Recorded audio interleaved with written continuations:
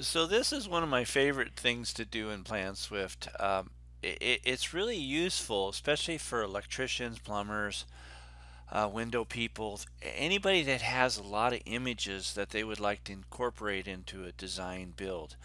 I did one for landscape design with trees, shrubs, hatches, and all that stuff. But I wanted to show you how it works, and maybe you guys can incorporate it into your business, especially like electricians. If you're doing an estimate off something and you want to put in a symbol for that outlet or a symbol for that light or something like that. And it's not just uh, stamps or I don't know what you call it, shapes, but you can use linear and hatches and things like that. But right now we're just going to look at how to do this. Okay, I have this one design build tree set aside, and I'll show you what it looks like. So I've made some properties in there. So if I hit design, a couple other properties will pop up, and I'll show you how to do that.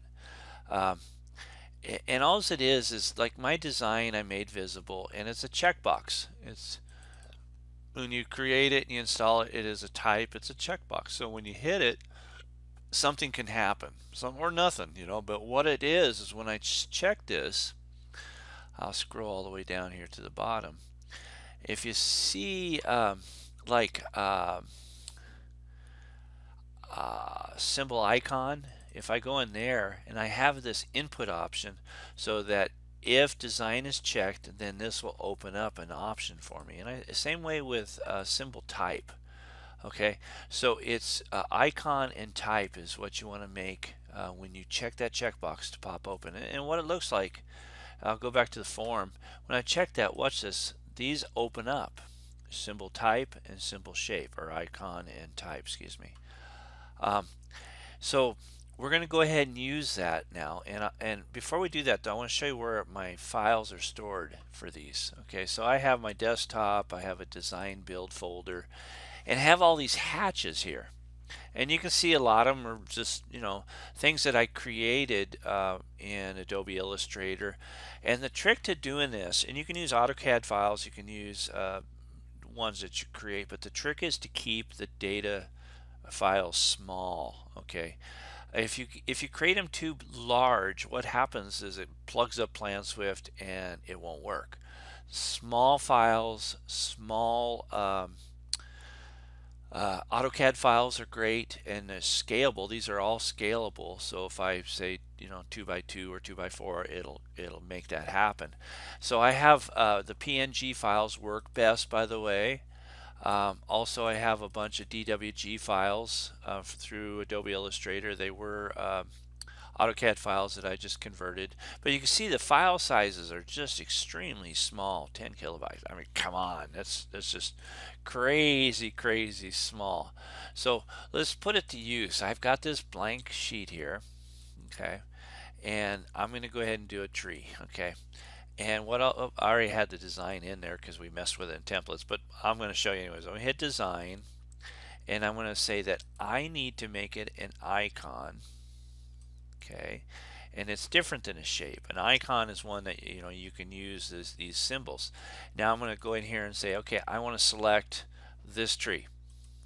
Okay, now it could be your electrical box, be a light, it could be a plant, it could be anything that you have a digital file for. Hit open, and now well, I don't like that one. Let's go here. I'll hit that one. See how it changes? And I'm going to make the size 12 feet for that tree. And now I can go ahead and just put it in there. See how that works? And if I want to change it, I can. If I want to move it, just like a PlanSwift symbol that's on the plan. But these are icons. Also now what I want to do is do another one. But let's use the PNG. Okay, I'm going to go ahead and leave it because, well, there's no reason to redo that. Select icon. And now for this file, I'm going to go up and let's grab a PNG for a shrub. And let's use this guy. And go back to form. Let's make sure it's not too large. Let's go 6 feet. And now you can see that I've got the PNGs. Okay, and these are really nice. PNGs tend to not pixelate as bad. Like, see how when you zoom out, it kind of loses that, where PNGs don't. They tend to work better, and I recommend it. But if all you have is AutoCAD files, they'll work fine. Um, so, anyways, that's how I do it. Excuse me. That's how I do that. Again, I'll kind of go hash back through it again. In there, I create a checkbox here for design. You can call it anything you want. And then if it's true, I create these properties down here that say if that is checked. Oh, come on. If that is checked here in my input options, that's not the right one. Type, that's the right one. If that is checked in design, then this will open up and allow me to choose between icon or shape. Same thing with the symbol or the icon itself. If that is checked, it's going to allow me to choose from all those files. Okay, it'll ask what file you want to go to. I hope that helps. I think it's a very useful tool within PlanSwift for people that do design build, that have a lot of stamps that they want to incorporate in. Like I said, it could be irrigation, it could be electrical, it could be plumbing, it could be windows. All you guys have access to these files. Now you can incorporate them. Oh, by the way, when I did that, I am creating these prices right here for these trees. Okay, so your math will still work, but instead of adding a stamp, let's change that back to a shape.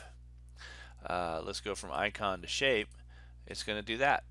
Okay, and there's nothing to stop you to go ahead and just do all shapes first for, let's say, your outlets, and then all of a sudden come back and say, hey, I want to change those to an icon.